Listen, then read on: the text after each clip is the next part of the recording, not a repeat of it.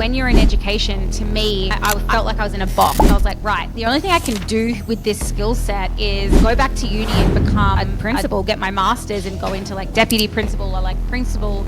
Like what else? Who's going to hire me? I can't just go and be a marketer. I can't go and be an accountant. I have an education skill set. So I was really stuck with like what could I do with that skill set? Son is running around the villa and I've locked the door, but there may be times where he's banging, so I will need to just jump up quickly and unlock it. So if that happens, like, we'll just cut it. That's fine. That's no stress. Well, Brooke, I really appreciate you jumping on the podcast. Welcome Thanks to the for Closing having Authority. me. It's very cool to be here.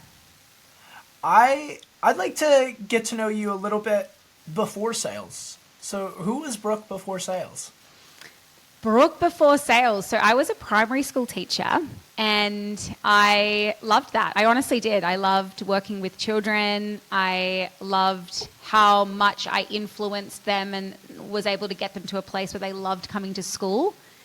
And for a good 2 years, I was happy. I thought, cool, this is my life. Like I like this. And then one day I was sitting on the floor reading a book. I think I was in my 3rd year of teaching and I knew the words on every single page before they had turned the page. And I was like, shit, like this is going to be my life for the next however many years that I'm going to be working for, because like I was repeating everything. That's what you do as a teacher. You repeat. So you do 1 year, and then you're in the same classroom. You would have all of your lesson plans. You've got everything planned out. And so I started to memorize these books, and I thought, oh my God, like that scared the absolute shit out of me. Like I couldn't picture myself sitting on the floor in 30 years' time. Well, actually, I should say I could picture myself doing that. And I realized very quickly that's not what I wanted for my life at all. So what did you do? Well, what didn't I do is a better question, a shorter question.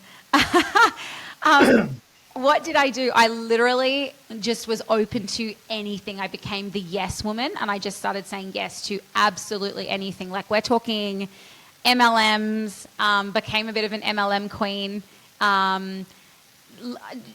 Honestly, any opportunity that could earn me extra money or show me a different path. Because, I mean, when you're in education, to me, I felt like I was in a box. I was like, right, the only thing I can do with this skill set is go back to uni and become a principal, get my master's and go into like deputy principal or like principal. Yeah. Like what else? Who's going to hire me? I can't just go and be a marketer. I can't go and be an accountant. I have an education skill set. So I was really stuck with like what could I do with that skill set?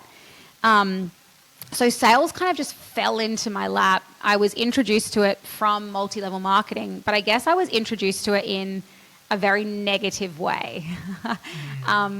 I had no idea about how to sell at all. I always was told from my parents that I have the gift of the gab, so you should get into sales, you'll be really good at it. And that's just what I ran with. I was like, cool, I'll just talk to people until they're sick of me talking and say yes. So climbed my ranks in the multi-level marketing world quite quickly. I was flown to San Diego to receive this Crystal Executive something or other award. And then I won another award where I was going to fly to Dallas and work with one of the companies, like multi-millionaires. I got to do a mentorship with her. And I had another moment, because like life happens in moments, yeah. For me, it 100%. Takes just one moment for everything to change. So I left. I was in a small country town at the time because I did my first sort of teaching there. And then that's where I was introduced to multi-level marketing. Had the whole town just signed up to this weight loss program. And it was the long holidays. So it was a 6-week holidays. And I came back to Perth, which is where I'm from. And my family literally just looked at me and they were like, you're different. You've changed. And like, Brooke, we love you when we say this, but like, it's not in a good way. And I had tickets to Dallas and I was meant to fly out on my sister's 21st birthday and I didn't show up to the airport, which was really terrible of me. I don't think that I did the noble thing there. I kind of just freaked out and was like, I don't want my life to be this either. Like I've lost lots of friends. My family thinks I'm different. Like, what am I doing? And so I sent this email and I was like, I'm so sorry. I'm not actually going to come. Like, I know this is super last minute. I'm happy to reimburse for the flights. Like, I'm really sorry. And she wrote back one line and was like, you will never recover from this. That was all it said. And that was the end of my multi-level marketing days. And then I said to myself, like, I am done with sales. Like, this is awful. I lost friends over this. Like, what kind of industry is this? Yeah. But you know what, Liam? Like, it just kept finding me. It really did. It just kept coming back in some form, some way or another. Not even multi-level marketing. Like, I had another stab at sales in general where I was like a territory manager. So I was like driving around to different delis and I was helping them with like certain elements of tobacco sales, believe it or not. Hey, there you Terrible, go. terrible. Not a smoker.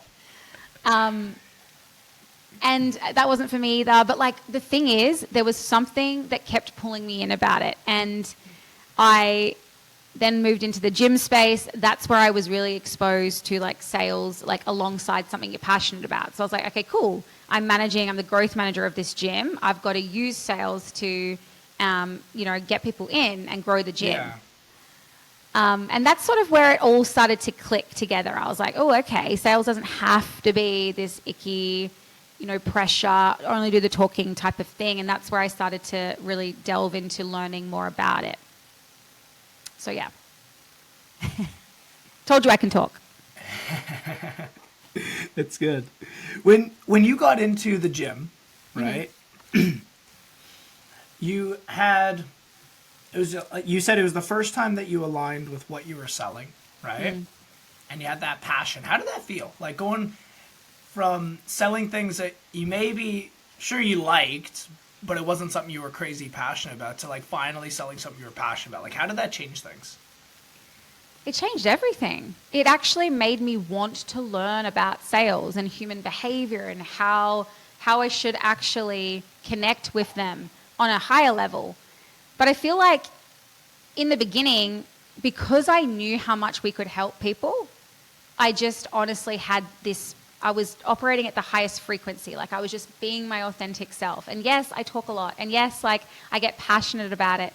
But ultimately, I knew at my heart of hearts, like deep in my core, that this person needed us. And I would do anything to get them to see that. So before I even knew about sales and how to connect with people and how to communicate at a higher level, I felt that. And I feel like people can feel that authenticity. And when they feel that, they're so inclined to just say yes because they trust you and it's genuine. And it was genuine. So it felt amazing. It really did. It honestly was not hard for me at all. I always would say, people would come to me in the gym, in the other gyms, and be like, what are you doing? Like, how do you just keep selling PIFs? And I'm like, I was literally like, I'm just being myself.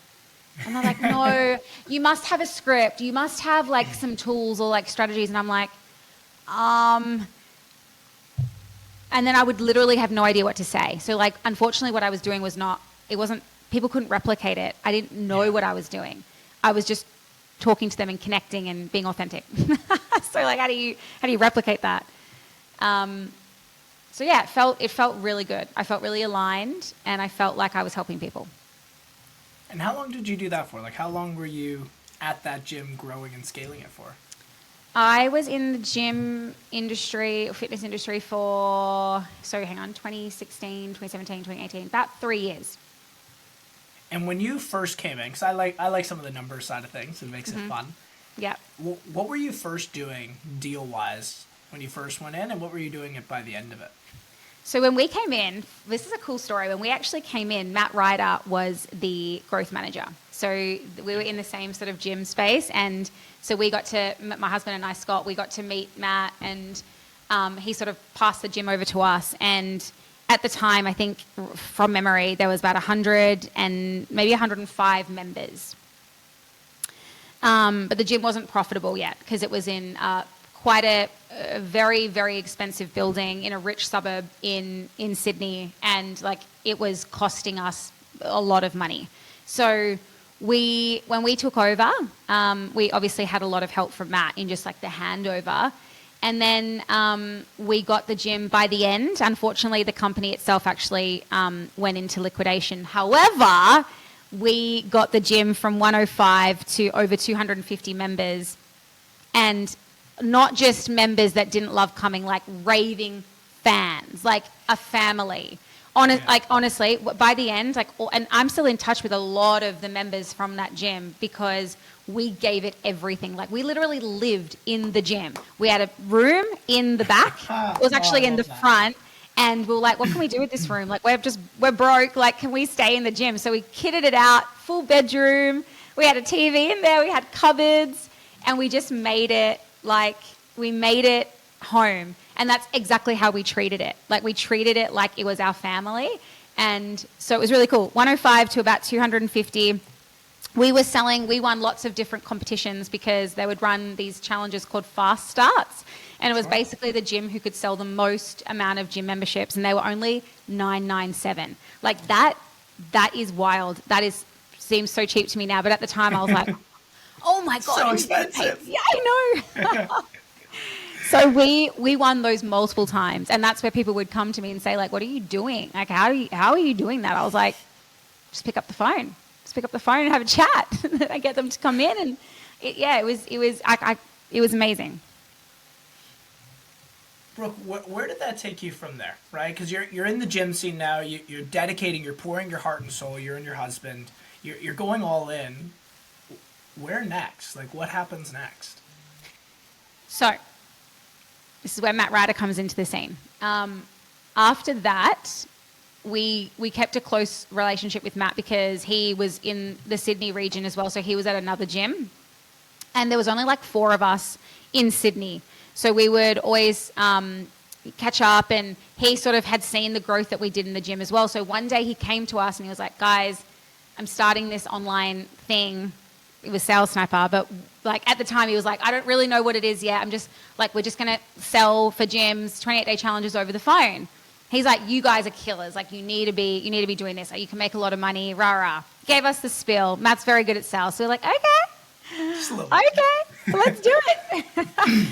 So we started selling 28-day challenges over the phone, except not just for one gym, like multiple gyms. So sometimes we'd be ringing from like some jiu-jitsu gym, and then other times we'd be ringing from like Bootylicious 28-day challenge. And so like you literally had to remember who you were talking to. And because we were still managing this gym, we were taking calls in the car on the way home. We were taking calls like middle of sessions. Like we were just getting in as many calls as we could. And it was good. Like it was definitely bringing in extra income. But again, we were so in love with the gym, and we really were loyal to the company that we were working for. So we had an opportunity, and this is probably one of the most missed opportunities that to this date that I've ever had in my life. We had Matt saying, come and join me. This is going to be huge. And then we had the company that we're working for be like, hey, we're going to relocate you to Melbourne, and we want you to do the same thing with the gym there. And at the time, like remote sales, like it was nothing. Like we didn't know what it was. No one was really doing it. Like it was a risk to go with Matt, and it was less of a risk to go to the gym. So we chose the gym path and went down that way. That the gym went into liquidation again, or the company was into liquidation. So we actually chose the wrong thing, and that's when we were like, you know what? Sales is done. Like we're done with it. This is rubbish. Like every time we've done something in sales, it's just turned to shit. So we came back to Perth. I actually was still running some sessions for the company because Perth and Eastern States were different. Anyway, my husband was sitting on the couch, and my husband saw a photo of Matt Ryder pop up, and he was on a yacht and he had a Rolex on, and someone had just been like, Matt just bought me a Rolex for like top salesperson or something like that. It was like something to do with that. And he was like, Brooke. And he showed me the phone, and I was like, fuck. Like, no, like what have we done? And that lit the fire again, like back on the sales bandwagon. But yeah, so that's sort of like what happened. We had that opportunity, and yes, we chose the wrong train. This is an analogy that I love to use even in sales conversations. People board wrong trains all the time. And the next logical thing to do when you identify and realize that is to get off. However, lots of people just stay on that train and they just keep their fingers crossed that it's going to turn around or take them to where they need to go. But that's not how it works. Trains are on fixed tracks. So at that moment when Scott showed me the photo, we knew we were on the wrong train. And so the next thing we did was get off it. Like we got off as fast as we could, and we were in the rain, in the dark, had no idea what to do, but we knew that the train that we were on was not going to take us to where we were going to go. So we rather be in the cold, in the dark, not knowing what to do, than stay on that train. And that's when I got an opportunity to sell remotely for an online fitness company. I was selling menopausal high-ticket programs, and that changed my world. You can't jump from one train to another train. It's a little bit hard. Yeah, you know? Yeah, you can try. You can try for sure, but it's sometimes you have to take that leap of faith into the darkness, right? That's exactly right. When you got onto that menopausal offer, was your husband selling that as well with you, or like what was he doing on the side? Because I know he's involved slightly in there. We're gonna get into it further down the line, but. Yep. I'm curious, like you got onto that. What is that doing with your time? Because you guys went from running a gym together to now you're selling this. So Matt Ryder was one side of the story. And like we obviously trusted him because we knew him. Now, sure. We had lived with a housemate in Melbourne and things didn't end. We're really fantastic. We're really good friends now. He's like a brother to me. But at the time, we were all young. We all fought like cats and dogs. And so we ended things pretty badly when we left Melbourne because we just, didn't end. So the reason I got this opportunity was because of him. He rung me and was like, Brooke, I'm so sorry. I know you probably don't want to talk to me, but this is going to change your life. You need to do this thing. And I'm like, like, okay. Like, he's like, please just meet the business owner and like, you don't have to have anything to do with me. Just meet the business owner and then you can make up your own mind. So obviously when I told Scott that it had come from our ex-housemate, he was like, Brooke, this is a scam. What are you doing right now? Like, we're done with sales. Like, yeah, we missed the boat with Matt. Like, we're done though. Like, I'm going to go work on the mines. We're going to be ballers. Like, that's what he literally was doing. And I was like, well, come on. Like, I have to at least see the opportunity, hear the business owner out, and just, we're standing in the dark right now, Scott. Like, come on. Like, let's just see where this opportunity takes us. And so I met with the business owner and he showed me the stats. He showed me like what the top earners were making, even what the bottom earners were making. And I was kind of like, I can do this. Like, are you kidding? If there's anyone that can sell menopausal women, high ticket, like fitness, it's me, I can do it. And after the phone call, I said to Scott, like, I'm going to give this a go. And he was still like, you're wasting your time. And in that moment, it hurt me a little bit because I was like, it's not that he wasn't supportive. He knew how badly we'd ended things with my ex-housemate. And he just couldn't understand why he would do something as kind as that. And this is another analogy that I love using because he didn't need to see my vision. My vision was prescribed to me. And so I could see it. I knew where I was going and I knew what this opportunity was going to give me. And the only thing I could do was show him. I can't make him see it. I can just show him. It's just like when you go there, when you go to the optometrist and they're testing your eyes and you end up needing glasses. Anyone else who puts on those glasses, they can't see because it's not prescribed to them. It's prescribed to you. So I just paved the way. And you could see his language change. Like after every time I took calls and I would come in, he'd be like, how did you go? I was like, oh yeah, I just made $2,000. He's like, what?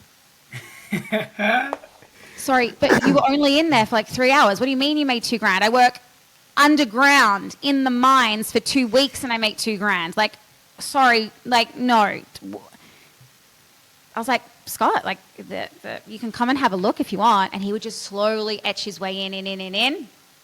And it wasn't long. I think it was like 3 months before he was like, no, maybe even less. Before he was like, I'm done with leaving my family and heading into the mines. Like, why would I do that when I can just sit in my office and close some deals and make some money that way? So, yeah. Oh, I love that.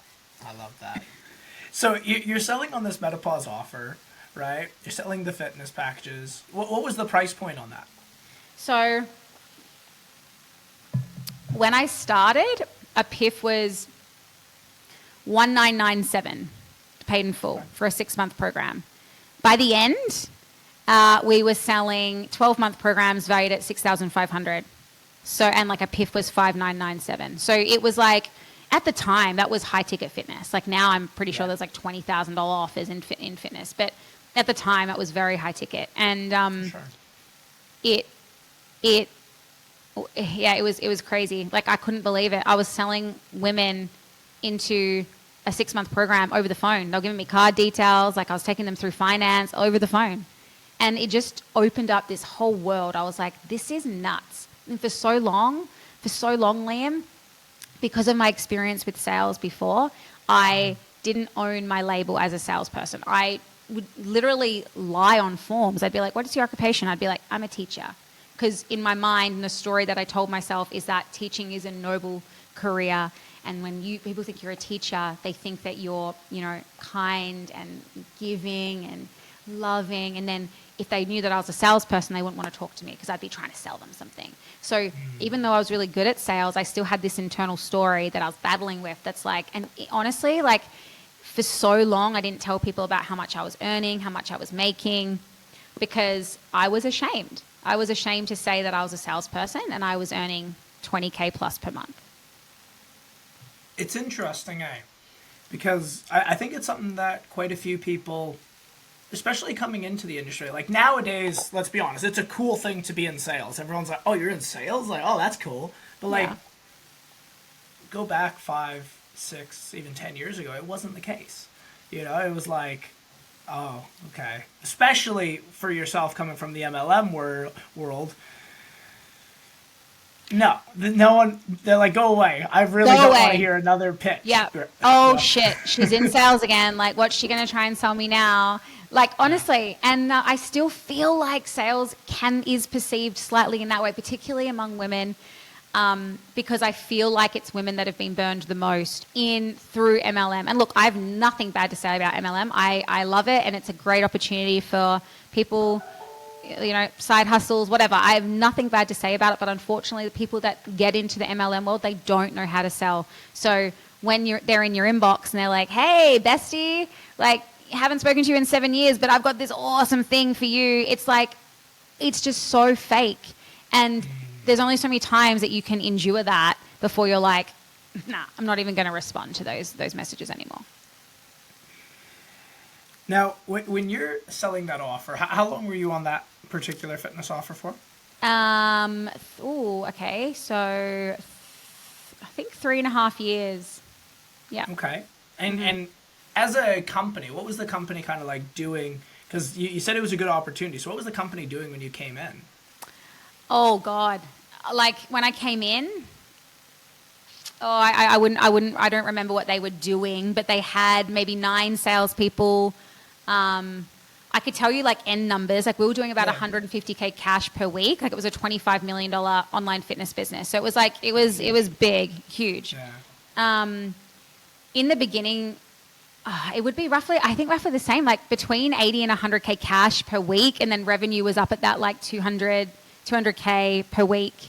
So everyone on the team was making really, really good money. Like even the bottom performers were on 10K plus, and they were doing maybe 15 hours a week, maybe sometimes less. So it was an incredible offer. It really was. Yeah, I know. Crazy. So you're doing that for 3 years. That kind of because you started there in 2016, 2017? I started there in No. So this is way past gym. So I started there in 2020. Okay, 2020. 2020, 21, 22. Yeah, 2020. End of 2020. Okay. And when you're doing there, like, are you just selling? Are you starting to branch out? Like, how does She Sells start to come into the fold? Okay, so let's take it a few chapters back, because when I first started, I was given, so like obviously still didn't really know how to sell. If we go back to the gym days, I was just being authentic.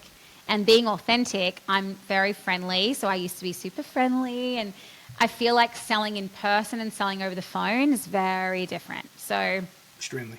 These women loved me. They wanted to catch up for coffee with me, but they also didn't want to sign up.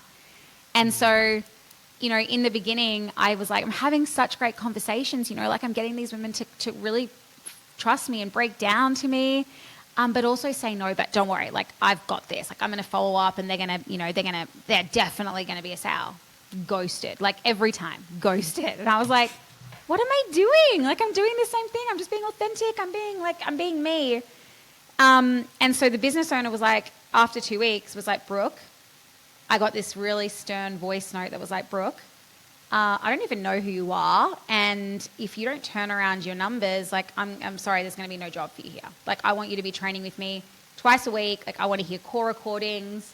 And I was like, again, in that moment, I had a choice. I could have just let my ego get the better of me and be like, no one speaks to me like that. Like whatever, I'm done with this. Or I could choose to show up and be better. And thank the heavens, I did choose to show up and be better. So I literally did everything, listened to calls. Like I started to build out my own kind of frameworks because I had their script there, but again, it was quite masculine. It didn't align with me. There was parts of it that I just thought, I'm not saying that. I'm just not saying that. So any kind of sales training, it was male dominated. Like I could only learn from males, and in my whole industry of sales, it was males. So there was like parts of scripts that I would read that I just thought, how do people say that? Like that's just so, doesn't feel aligned to me, doesn't feel authentic, it's not part of who I am. But I would say it anyway because it's in the script. So yeah, honestly, because we did quite a lot of work with Matt in the beginning around sales. So I kind of was like tapping into that again. I was building out things myself. I was working on my own scripting. And then I got a call from him in another 2 weeks and he's like, hey, Brooke, I just got back some really interesting stats about you. He's like, actually, you're our top performer at the moment. You're converting at like 60%. Like, congratulations. Like, what have you done? And I was like, wow. Okay, what a turnaround. I was like, I've actually just started to learn how to sell properly, and actually build out frameworks and build out analogies and just build out things that felt aligned with my personality and who I am. I didn't want to try and sell like Matt. I didn't want to try and sell like other people in that team. I needed to sell like me, but I also needed to learn how to, sit in my masculine. Well, like call on my masculine to be able to ask for things and challenge and all of those things. So that's where like that discovery into sales started, and I just became obsessed with it. Like, what people don't understand is like sales is communication, right? And so when you learn how to communicate at the highest possible level, it like taps into psychology and how the brain works. And to me, that is the most interesting thing to learn. So I just became obsessed with it. And that obsession led me to, I was the sales coach for that whole entire team. I was able to lift everyone's numbers. I was able to do some really incredible things. And that's where I started to realize, hey, this is where I can tie in my love for teaching. You know, like I could tie in my love for teaching because I'm actually a really fucking good teacher. I really am. I'm a really good coach. Not to have tickets on myself, but like I actually really am. And I can tie in that love, and I'm obsessed about sales. Oh my God, these two things, like amazing. So I wanted to do that more, and that led me to opportunities. I coached a really fantastic all-males team in Australia. Loved that. It was one of the best experiences. And I was able to help them take newbie salespeople to actually being incredible. I also helped another fitness company, and I was like, okay, this is me now. I'm going to be a sales coach, and I'm just going to go out and help sales teams rewrite their scripts, give them sales coaching. But unfortunately, what sales coaching meant, and because I became such a yes person, that kind of turned into sales management too. So I was just doing so much, Liam. Like I was a sales manager for this team, that team, this team. I was doing still sales myself. And it like literally came to a point where I was like, I cannot do this anymore. That was probably the worst year of my life, 2024. So last year, the start of last year. So January to June of last year was like a boiling point for me. I was like, I cannot. I'm just so in my masculine. Scott and I were arguing heaps. I just like, yeah, it was a really tough time. And in that, She Sells had birth. So She Sells birthed in November of 2023. But when I say birthed, it literally was just an idea. And I went to my very little social media following and was like, hey, like, there's not enough women in sales. And there's certainly no women teaching sales. So I was like, does anyone want to learn how to do it? And I had 10 women be like, me. And I was like, okay. Put them into a Facebook group. Didn't know what the fuck I was doing. Just kind of ran with it. January, I pivoted to school. And I started like building out how I wanted it to look. I still had the 10 girls with me. And we just were running one session a week. But I was giving it the very, very, like what was left of me, which was nothing. You know, it was literally nothing. So come June, the fitness company that I was working for went into liquidation. Wow, seems like it follows me everywhere. So, beware. I know. I'm like, and I had again a moment where I was like, okay, cool. I've got all these shiny carrots in front of me. Brooke, come here. We'll take you. Like, come here. Like, oh my God, come sell for us. Or I had She Sells like screaming for my attention. And what a big risk. If I had gone all into She Sells, I would have no money. I would literally be like, all right, I got to be prepared to be broke for however long it's going to take for me to build this up. Or I can just jump at these shiny carrots and maintain my 20, 30K plus per month.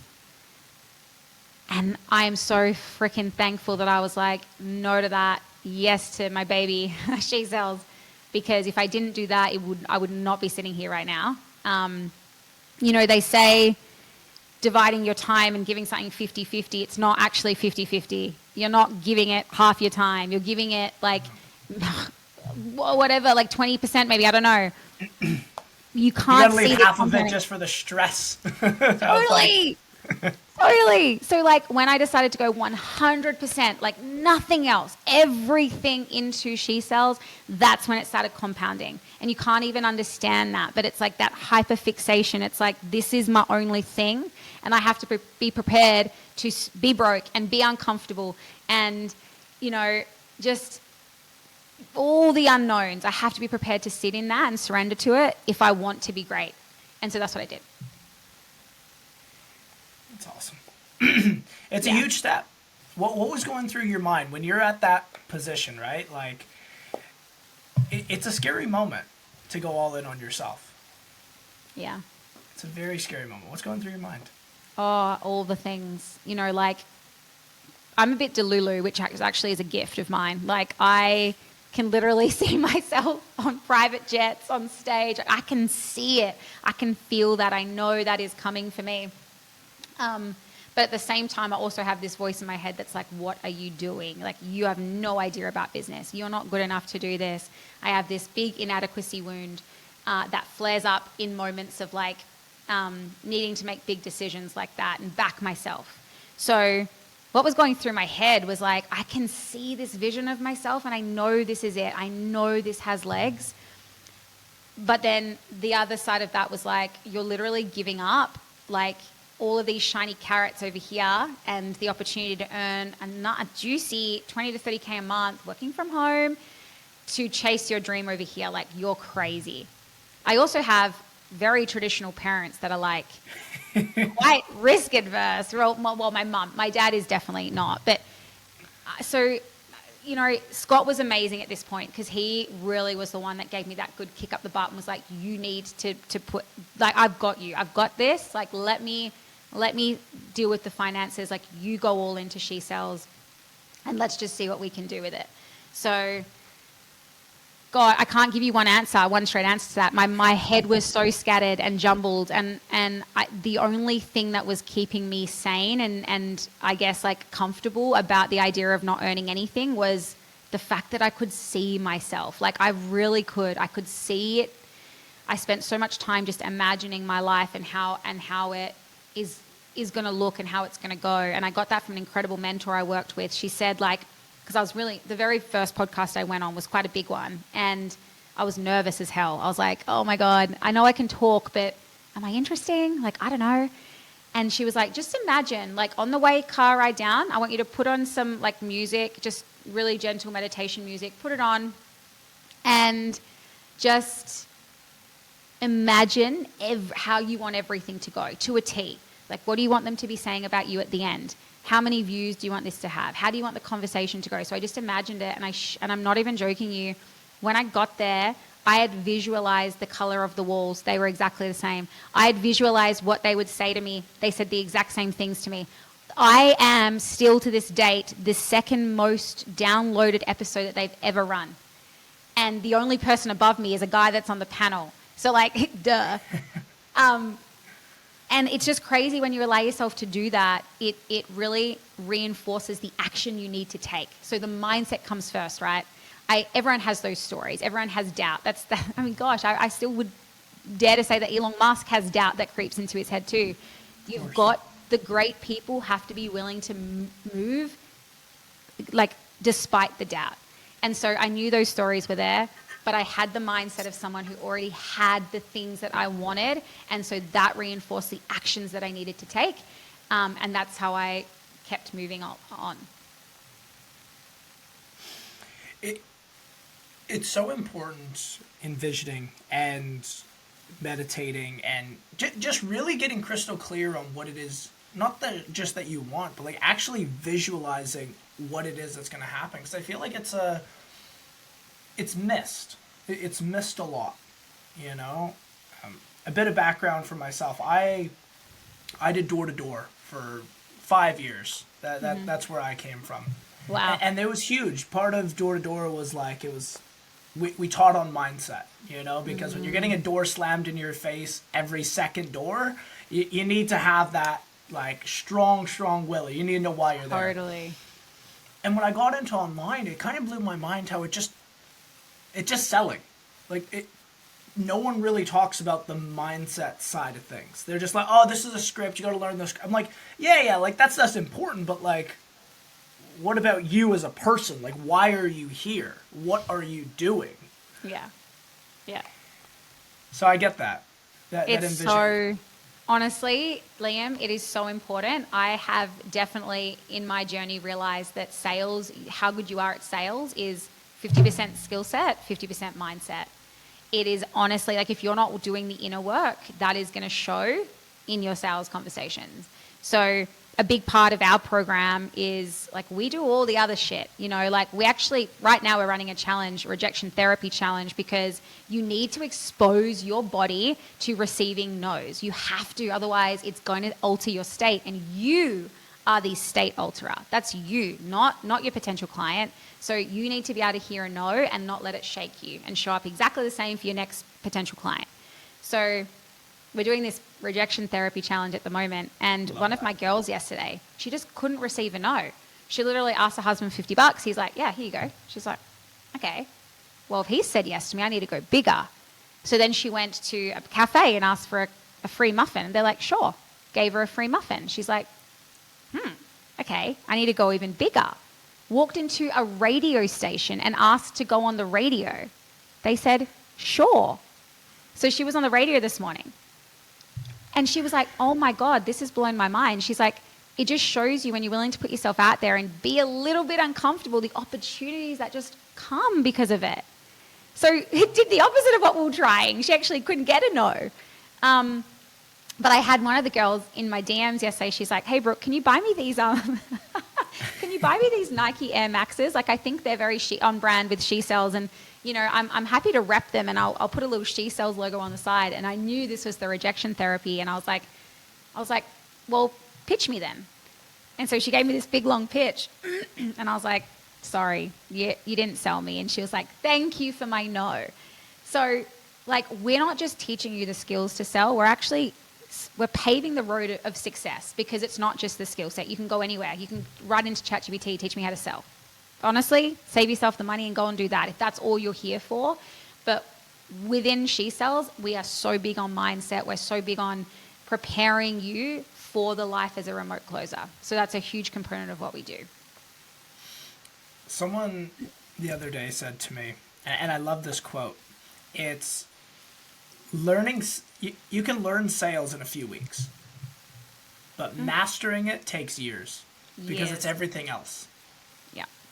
It's everything else. You know, like I can hand you a script and here you go. Here's your script. That doesn't mean shit if you don't know and you're not the person that needs to be the person to say that script. Yeah. You know, words have 7%, like words. So literally when someone hands you a script, if you think you know what to do, if you're just reading that script, it's only going to have a 7% impact the way that you're communicating. Like, you need to master tonality, and you need to master body language, and you need to master all the other things, like understanding why you're asking those questions, understanding through the potential, like how they're answering those questions. You need to understand, like, what's behind those words. Like, are you actually speaking your truth right now, or are you giving me surface level? Which most times they're giving you surface level because they don't know who you are and they don't trust you. So that doesn't come from handing a script. And that's what people need to understand. You're not paying somebody to teach you how to sell. You're paying someone to teach you all the other things, like why you're asking these questions. Like, if the potential client looks this way, that's what's going on in their mind. Like, you're learning everything else. And this is a skill set that can be leveraged in so many other areas. Like, it's improved people's I've got stories of women who have left 7-year-long relationships because they've finally woken up to the fact that their husband isn't supportive at all. And, you know, I've had women be able to go to their 9-to-5 and negotiate getting a high salary all through this skill set. So it's like, it's not just sales, it's communication. That's what it is. It's learning how to communicate and negotiate and, like, just understand people, like, when you're interacting with people, like, if they're engaged, if they're not, like, it's mind-blowing. It blows my mind still to this day. I'm obsessed with it. And it's funny, you said something earlier, and it was when you were talking about the scripts, and it was a very masculine script, that you didn't feel comfortable, like, saying some of the things, like, man, that just doesn't align with me. Mm-hmm. I've worked with a lot of sales pros, a lot of guys, a lot of girls. If I had to bet my money, I'd put it on hiring a female rep 9 out of 10 times. Like, sure, some of the things you may not feel comfortable, but you guys could say things that we could never dream of saying as men. Like, it just comes off weird and creepy if I say something, and for you, it's just like, oh, okay, like, she's interested in something. And whether you're selling to a guy or a girl, I feel like it's such a superpower that doesn't get tapped into nearly enough, at least in our space. 100%. I think that the best salespeople in the world are the ones who are selling from a place of authenticity. That's the first thing. But also able to call in the masculine, drop into the feminine, and actually know when and where it's most appropriate to call in that energy. Because energy is transferable, right? You can feel it. Like, I can feel your energy right now. I'm sure you can feel mine. That is how you want to be in a conversation. So, like, when you've got a female saying things like, does your partner know you're here, or is it just a secret mission? Ha ha. Like, that's cringe. Thank you. Like, no, that line needs to just be thrown in the bin and never ever resurface, please. I still see it in scripts. I'm not even joking. Another one that didn't sit well with me was, like, right in the beginning, the very beginning piece, when you're just connecting. In the fitness script that I was selling with, it was like, oh, and by the way, if you're an action taker, which I know you are, we have this special discount that we'll give to you at the end of the conversation, okay? And immediately, every time you would say it, the person would just be like, oh, yeah, okay. Don't even really know if I want this yet. It's like, what? We're just ruining our chances by saying that. Like, sales resistance now up. Exactly. Like, now they feel like they're being sold to. Well done. That's all you've achieved by doing that. It took me so long to get the business owner to take that line out as well. I was like, please just trust me on this one. Take that line out and watch the sales double. And it took so long for him to do it, but then he finally did, and he was like, wow, like, you were right. I was like, yeah. You're like, I haven't been saying it, so maybe why. Exactly. But yeah, It's really interesting reading some of those old scripts. And I mean, gosh, I still see scripts that I'm like, what are you doing? Like, seriously, what are you doing? And on the topics of scripts, right? Are you for them? Are you against them? What is your thoughts on a script? I think if you are wanting to get into sales, the first skill you need to master is being able to read a script, but not make it sound like you're reading a script. I think it's a fantastic place to learn from, because it's one thing to tell someone you need a lead and you need to guide the conversation. Cool, that's all well and good, but the how is always missing. And for me, the how is like learn about the questions, why you're asking them, the concepts behind them, learn about what you're trying to achieve in each section of your sales conversation so that you don't need a script. But in the beginning, when you're teaching an absolute newbie, someone who's never done anything to do with sales, a script certainly has its place, because it just gives you that basic level of understanding. And when you master being able to read it and make it sound like you're not reading it, cool, you get to move up to level 2, which is like, let's remove the script, let's add in a call flow, which is what I use. I use call flows, which is going to guide you in like where you need to go, but it's not going to tell you what to say, because that's you. You have your own perception of the world. You have your own set of vocabulary and language that you use. If I'm telling you based on mine what to say, you're never going to be in a place of authenticity, because that's not you. So yeah, I do think scripts have a place in the beginning phases. And I guess getting into the masculine and feminine energy that you spoke about earlier, that's really interesting. How do you draw upon that? And how do you know when to use more of a feminine side or more of a masculine side? So, that's such a great question, Liam. I have on my desk, I have 2 like objects. They're not actually here at the moment. They're in there because I was working in there yesterday. But one is like a stone, and it's very grounded, very masculine. And the other thing is feminine. And sometimes I don't even need the feminine one. Like I've got a candle going at the moment, for instance. Like sometimes I play with my hair. I've really understood parts of the script where more empathy is needed, for instance, and that's you needing to drop into your feminine. So when you understand what that is, you literally can just look at your object and be able to adjust your energy. Because when you're in, for instance, when you're in consequence, like you need to be masculine, have masculine energy when you're kind of asking the question, because it is one of those questions that people tend to skip because they don't feel comfortable asking it, right? Sure. So you need to have that masculine energy when you get to it, just to make sure that you're asking with leadership, so that they're not just like, oh, I wouldn't let that happen.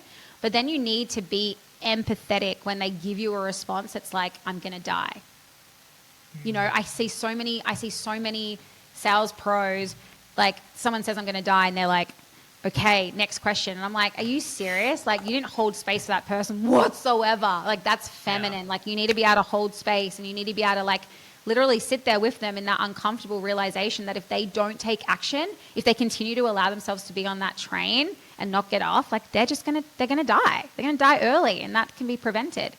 That is a moment where the most powerful thing you can do is just hold space, and that's feminine energy. So the first thing I did when I needed to recognize like where was best for both is just look at my script. I actually had a script, and I was like, okay, this part here, I need to ask for something, so I need to be able to call in my masculine, because women are typically, they're not as good as asking for things as men are. It's just like, you know, they're just the same as women are better at using their intuition than men are. So I highlighted areas of my script, and I'm like, okay, this is more masculine energy, this is more feminine, masculine, feminine. And I was like, wow, I need to be able to call and drop lots of different times in the script. And if I just stay in the one energy, it's not going to serve me, and it's not going to serve my potential client. So it was just getting a good understanding of, okay, what does that look like? What parts of the script need what? And then mastering that. Yeah. I like that. Breaking up in the script into masculine and feminine sides. Because you're exactly right. Like when I'm teaching a couple guys at the moment, and they'll ask a question and they'll get an answer, and I'm like, oh, that is gold. Like, that was a great answer. Like, you dig into that, you just like sit there and let it you know you're going to have a sale at the end of that call from that question landing. And if you don't know how to drop in and hang out in that spot and you go right past it, you actually could have lost the sale just because they don't feel acknowledged in that moment. Yeah, totally. That's exactly right. People don't buy because they understand what you're selling. They buy because they feel understood. And the best way to get someone to feel understood is to hold space for them and acknowledge them and validate how they're feeling and challenge them and do all the things that they're not expecting. You know? It's to me, that's mastery. Like when you can make someone feel truly seen and heard and empowered at the same time to actually say yes. Like you don't want to beat someone down. Like you don't want to like just keep jabbing away at them until they're like on the floor and they're like, okay. Like that's not what sales is. That's a refund. Exactly. Like when they can finally stand up again, they're like, fucking hell, give me my money back. And so many people still sell that way. It's like jab, jab, jab, jab, and they get smaller and smaller and smaller, and then they're like scared, so they just sign up. And it's like, that's not what sales is. Like sales is about opening their eyes and empowering them and inspiring them to actually step off the train. Like that is tough because you can want something, like you can want $1 million. Does that mean you're going to get it? Absolutely fucking not. So especially not if you're not willing to put yourself in positions where you could actually get the $1 million. So yeah, it's just, yeah. I get passionate about this because I can see it. I Yeah. love it. It's good though because you have to be, you know? If you're going to be teaching someone else and showing someone else this and you don't have that dying passion inside you, how can they ever think that they're going to have it? Yeah. You know, it's like when you talk to I've bought in good things, I've bought in bad things. It hasn't ever been because of the quality of the thing. It's always been off of the person, right? I've bought in some shit stuff, but I love that person. I probably got more out of that than I did the stuff that I didn't like the sales guy and was way more expensive and was theoretically better, but I had less of an experience with it. Yeah. Yeah. That's exactly right. You buy the person. That's what you're buying. You are buying the person. And, you know, when I went on the Unemployables pod, the guys were telling me they were looking for someone to redo their website. And they had like 11 sales calls or something, all from men. And they hadn't bought yet. And they were like, we don't really know why. Like they all sound pretty much the same. They're all around the same price point. They're all pretty good. And then on the 12th sales call was with a woman, and he was like, we signed up straight away. And I was like, why do you think that was? He was like, we just connected. She listened to me. She held space. Her product was probably the worst out of them all, but I trusted her, and it was a no-brainer. Signed up on the spot. So, like, it just goes to show you, like, you can be the best salesperson in the world and have the best product, but if you don't know how to connect with people and make them feel seen and heard and understood, like, you're just going to get by. You're not going to excel. And even deeper than that, right? Like, people like people, right? Mm-hmm. People buy from people. It's the reason with all this AI and everything coming out, like, the one place that's not really going to get replaced is human connection. Nice. And sure, something's in there, but genuine human connection, you can't replace it. You can't beat it. And people crave it. So, Huge. Yeah, you need like just, you know, something I see with my women all the time when they're learning. They got their head too much in the script, too much in the words, too much in the process, that it actually removes them from having that human connection. And I say to them, like, hey, if you were to have this conversation in person, you had someone standing across from you and they just told you that they're leaving their husband, you're not responding with, okay, and next question. You're not doing that. No. So, like, you can't remove yourself from having the conversation. You've got to be in it. You've got to be listening. This is why mastery of sales is just unconsciously knowing how to do it. Like, you just know it. Unconsciously competent, right? You're just doing it. You don't even know you're doing it because it's just part of who you are. And it takes a while to get there. So like you've got to give grace and patience and all of those things, but ultimately, like, you need to be in the conversation. Like, I'd rather you skip a bunch of questions, but you've actually been in the conversation than just read the script, you know? Yeah. So, yeah. Because I think when someone goes in that, right, it just doesn't land. You know what I mean? Like, we've all done a call and you're like, man, I asked all the questions, I got all the answers, but I just didn't really connect with that prospect. And then there's other ones that you have half the questions on your list, right? But you're like, man, I connected with that person. Holy crap. Like, I'm excited to see them succeed. Totally. And you're pumped for them. Like, they bought and you're pumped for them. And they might not even know half of what's inside of it because they didn't need to. No, that's exactly right. They don't need to understand. Like, people, you know, a question I get asked all the time is like, how do I learn about the product? Like, how do I become a product expert? And I'm like, you don't need to be a product expert. You need to be a communication expert. Because if your whole sales conversation is about your program and how amazing it is, that's not going to get people to say yes, honey. Like, I will just say that. Now, going into the she sells side of things.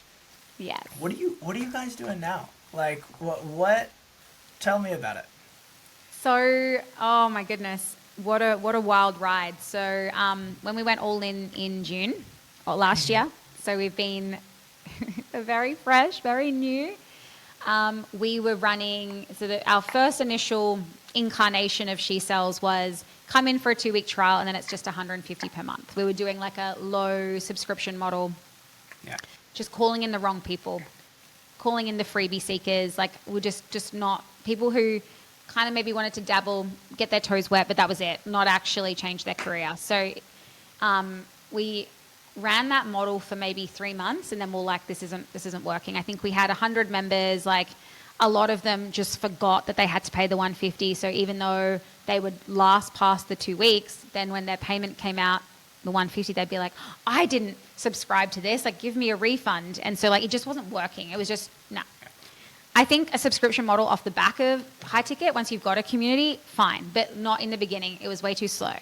So scratch that, went back to the drawing board, and we went through like a book a call funnel, and that's how we still do things today. So we moved to like a higher ticket, and now people come through, they book a call, they get to speak with one of my beautiful coaches, which it's so amazing. You know, the closers on my sales team were members of the community, so I'm backing my training. I will not even consider hiring anyone who hasn't come through that way, because that's a lack of congruency. I need to back my own training. I need to back my girls. And like, I do believe I have the best female-led sales team on the planet. That's what I have. And so now we have 550 She Sells members in the community, which Woo! is, I know, it's crazy. We have 750 women in the She Sells Freedom Formula, which is a free group to come in and just like understand sales. So if you still like, maybe you've realized you're on the wrong train. I know I keep referring back to that, but it's just so relevant.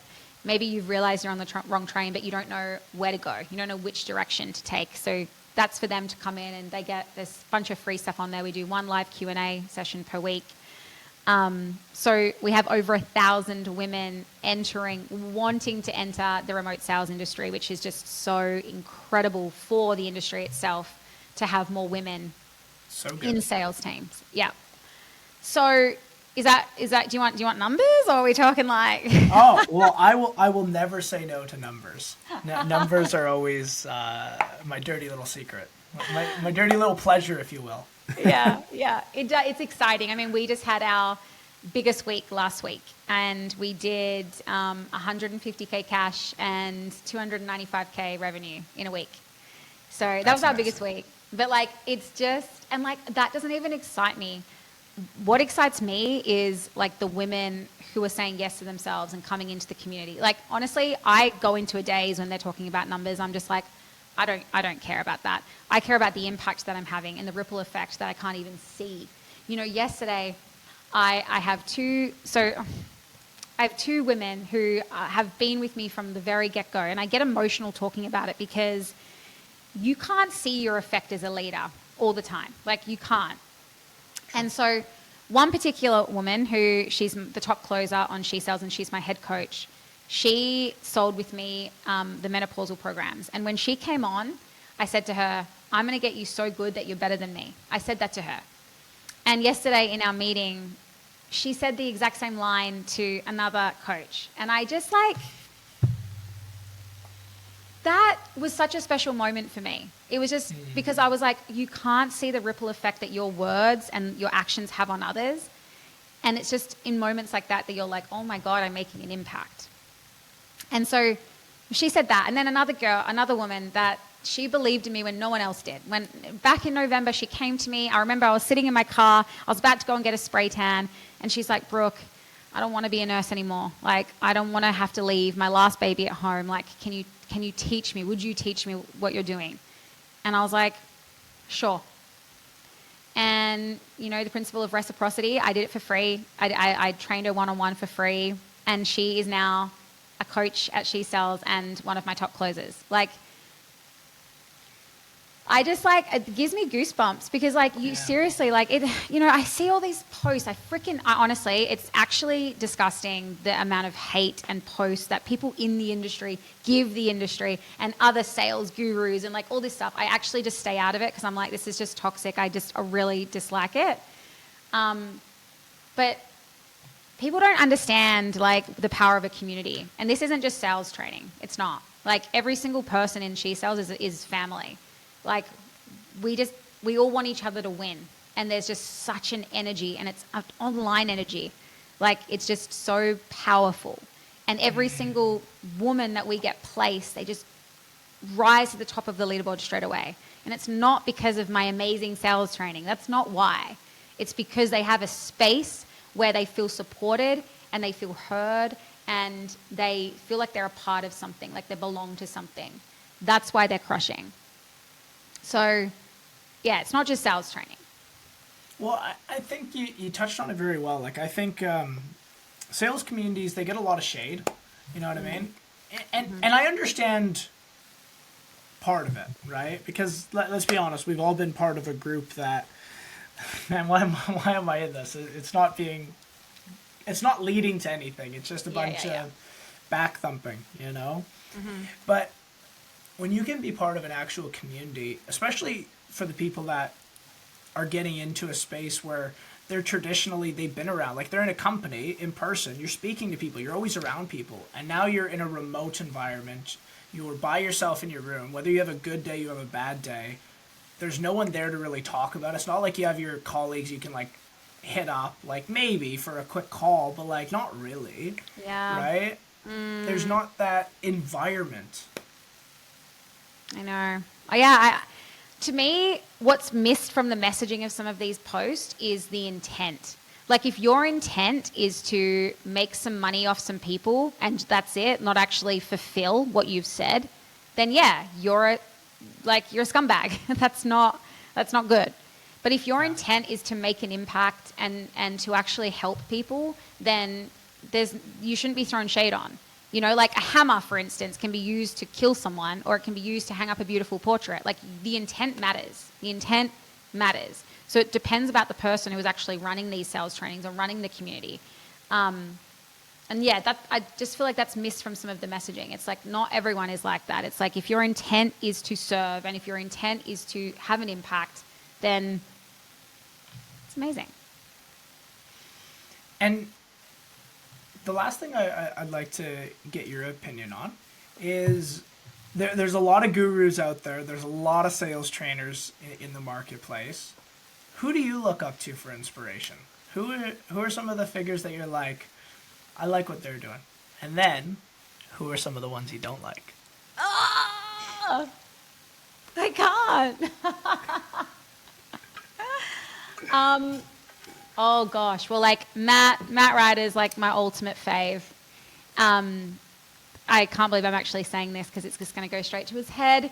But honestly, Matt has this incredible ability to just be himself. He's I don't give a fuck what anyone thinks, says, feels. Like, this is who I am, this is how I sell. And when I invited him to come and talk to my community, part of me was like, literally like scared. I was like, oh God, like, what's he going to say to them? What is he going to say to them? And he did exactly what I thought, said some really like controversial things, but that's Matt. And to me, because I'm such an authentic seller myself, and what you see is what you get, this is me. Like, if you were to meet me in person, I am exactly who I am right now. That is Matt to me too. I feel like a lot of other sales gurus, maybe they appear to be something online, but they're very different in person. But Matt is just like the full, like, that's who he is. And he's so integral in that. So I look up to him. Love Eli Wild as well. There's like even some like, I love even, there's a few guys who have just sort of started things. Like, I don't know if you know Orlando. Love him. I love his stuff. I think he's amazing. I refer a lot of guys to him from, like, some of my women are like, my husband wants to do it. And I'm like, go to Orlando. I feel like he resonates well with, like, his messaging is great, and it's very aligned to what I do as well. So I love him. You know what's really sad though? There's not a lot of women in the space that I look to. Laura Brewers is one woman in the space who I admire and respect. But there's not a lot of other women that I know that I'm like, I can look to for inspiration, which is like another reason why I'm doing this, because I want a 21-year-old person to be like, if you were to ask that question to them, for them to be like, Brooke, and there's 100%. there's not a lot of that. So yeah, they're the ones that I mean, gosh, I could keep, the list is long. The list is really long. But they're like my standouts. Like, they're people who I really, I think, yeah, they're impact, like, it's impact driven stuff. 100%. Yeah. I really can't say who I dislike. I cannot. I'm sorry. I will not. Maybe off camera, but no way. She's too kind. She's too kind. Well, look from there, Brooke. Anyone that wants to get help from you, who do you best serve, and where can they find you? So we serve women all around the world, anyone who would like to get into sales. So I'm like a starting point. Like, if you are lost or stuck in your 9-to-5 and you don't want that life anymore, come and talk to one of my coaches, see what remote sales is all about. You don't have to have any experience, nothing like that. You can find me on Instagram. She sells with Brooke. With Brooke, I will say. She sells with Brooke. That's a really important part. And you can check out our website, shesells.online, which will give you a little bit more information around what we do. But we do hold your hand every step of the way, including finding placement opportunities for you. So this is a career change. This isn't for people who just want to come in and make some money and then leave. This is people who come in and want to make a difference within the industry. So if that's you, I'd love to meet you. If not, that's cool too. But yeah, please come and chat. My DM's are always open. I'm always in there sending voice notes to anyone who's interested or has questions. Awesome. Well, thank you, Brooke, so much for coming on. I really Thanks appreciate for it. It was having good to me. hear a bit more about She Sells. Yeah, of course. And guys, if you like Brooke, if you like the authenticity, if you want to get to know her, go hit her up. Go check it out. We'll leave the link in the description. And make sure you like, comment, and tell us who you want to see on next. But also, tell me your favorite part about this episode. Let's see. Let's get those comments out there for Brooke. Thanks, guys.